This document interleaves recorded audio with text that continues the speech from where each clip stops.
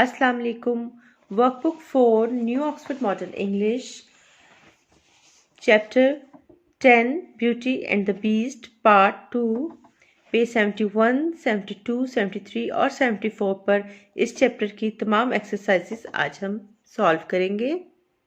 अपनी workbooks open करने से पहले मेरे चैनल को ज़रूर सब्सक्राइब कर लें, लाइक करें, ज़्यादा से ज़्यादा शेयर करें, बेल आइकॉन बटन को भी प्रेस कर लें ताकि जो ही मैं अपनी नई वीडियो अपलोड करूं उसका नोटिफिकेशन आपको मिल सके। तो आइए स्टार्ट करते हैं। एक्सरसाइज ए।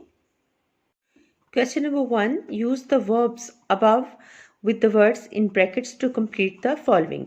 यहाँ जो वर्ब्स दिए गए हैं उन्हें आपने इन सेंटेंसेस में इन वर्ड्स के साथ मिलाकर कंप्लीट करना है। किस तरह, आइए देखते हैं। He did not tell anyone about our conversation because he can always keep a secret. Keep यहाँ लगाएंगे, keep a secret यहाँ secret लिखकर एंड में फुल स्टॉप लगा देंगे। वहीद ने किसी को हमारी गुफ्तगू के बारे में नहीं बताया क्योंकि वो हमेशा राज रख सकता है। I will keep my promise यहाँ लिखेंगे and take you to see a film on your birthday. मैं अपना वादा पूरा करूंगा और तुम्हें तुम्हारी सालगिरह पर फिल्म दिखाने ले जाऊंगा। They took their seat, जो ब्रैकेट में लिखा हो यहाँ लिखेंगे They took their seats just before the music began. उन्होंने म्यूजिक शुरू होने से पहले अपनी नशिस्तें संभाल ली। यहाँ पर आप हैव को चेंज करके हैड भी लिख सकते हैं। They had their seats just before the music began. वो म्यूजिक शुरू होने से पहले अपनी नशिस्तें संभाल चुके थे। The headmaster called a meeting. Meeting के साथ यहाँ लिखेंगे called a meeting after the last lesson and all members of staff attended. Headmaster ने आखिरी सबक के बाद मीटिंग बुलाई और तमाम स्टाफ के मेंबर्स हाजिर हुए। The photographer asked the children to say cheese before he took the photograph. Photograph यहाँ लिख के एंड में फुल स्टॉप लगाएंगे।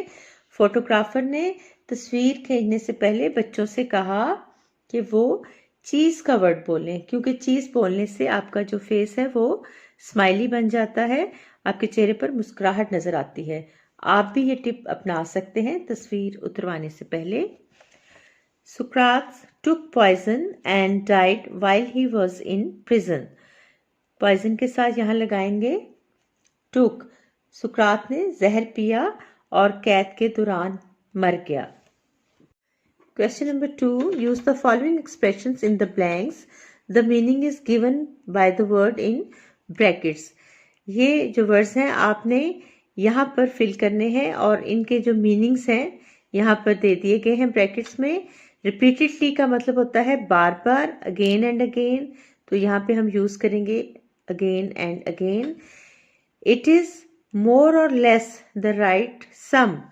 अप्रॉक्सीमेटली यानी तकरीबन, तो यहाँ मोर और लेस का मतलब भी यही है, approximately. Our aunt visits us now and then occasionally यानी कभी कभी, कभी कभार। नाउ एंड देन का मीनिंग भी कभी कभार होता है। नेक्स्ट पेज पर exercise B, question number 1। This is what Miss Spelling wrote, underline all the spelling mistakes. ये पैसेज मिस स्पेलिंग ने लिखा है, इस बच्ची का नाम है। इसमें जो रॉन्ग वर्ड्स हैं उन्हें अंडरलाइन करना है। असल में मैं आपको बताती चलूं कि मिस स्पेलिंग क्या होता है। यहाँ तो बच्ची का नाम दिया गया है लेकिन मिस स्पेलिंग का मतलब होता है an incorrect spelling of a word, यानी रॉन्ग स्पेलिंग्स को कहते हैं मिस स्पेलिंग। तो आइए ये पैराग्राफ पढ़ते हैं। मैंने तमाम जो रॉन्ग वर्ड्स हैं उन्हें अंडरलाइन कर दिया है और जो करेक्ट वर्ड्स हैं वो उनके ऊपर लिख दिए हैं। आपने गौर से इसको पढ़ना है, सुनना है और नोट करना है। Last week, I travelled by train to Multan. The journey was very exciting. At the station, the porter put my luggage in my first class compartment. My father had an argument about how much money was to be given to the porter. He paid him 80 rupees and the porter went away satisfied.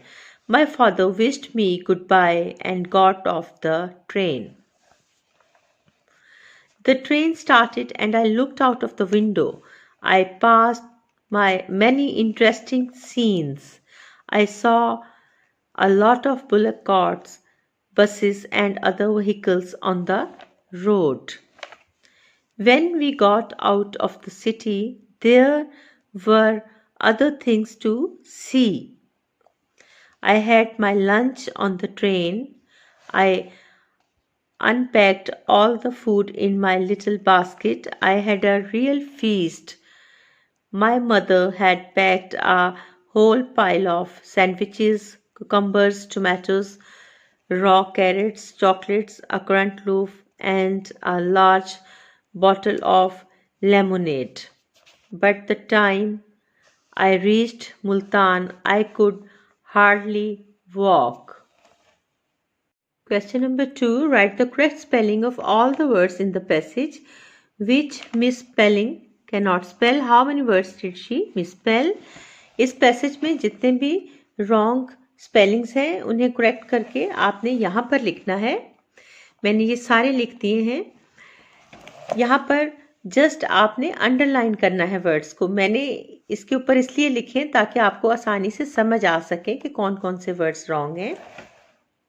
Exercise C, nouns from verbs. इस exercise में बताया गया है कि verbs से nouns कैसे बनते हैं. यहाँ कुछ एग्जांपल्स दी गई हैं, इन्हें आपने अच्छी तरह पढ़ना है और समझना है. Here is a scientist, he is an inventor. ये एक साइंसदान है और ये एक इन्वेंटर है, यानी एक मौजद है. मौजद उसे कहते हैं जो चीजें इजाद करता है. Here is a machine, it was invented by the scientist. यहाँ जो मशीन है वो इस साइंसदान ने इजाद की है, तो यहाँ पे ये वर्ब के तौर पर यूज हुआ, invented. Here is a man using the scientist invention. अब यहाँ पर जो आदमी है वो इस साइंसदान की इजाद को इस्तेमाल कर रहा है. वर्ब क्या था इसमें? इन्वेंट. नाउन्स क्या थे? इन्वेंशन और इन्वेंटर. यहाँ पे बताया गया है कि फ्यू लेटर्स का इजाफा करके वर्ब्स के साथ हम फिर उसे नाउन में कन्वर्ट कर सकते हैं. ये आप अच्छी तरह पढ़ लें और समझ लें. Find the nouns which are formed from these verbs.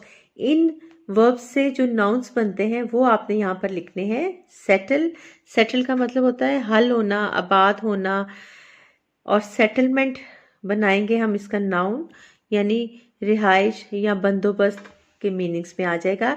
Admire, तारीफ करना, एहतराम करना. एडमायरेशन का मतलब हो जाएगा तारीफ. इन्वेस्टिगेट. इन्वेस्टिगेट का मतलब होता है पूछना, तहकीकात करना. और इन्वेस्टिगेशन का मतलब हो जाएगा तफ्तीश, तहकीकात.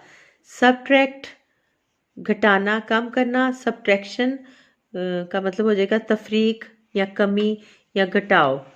ऐड, जमा करना, शामिल करना. एडिशन, इजाफा, जमा.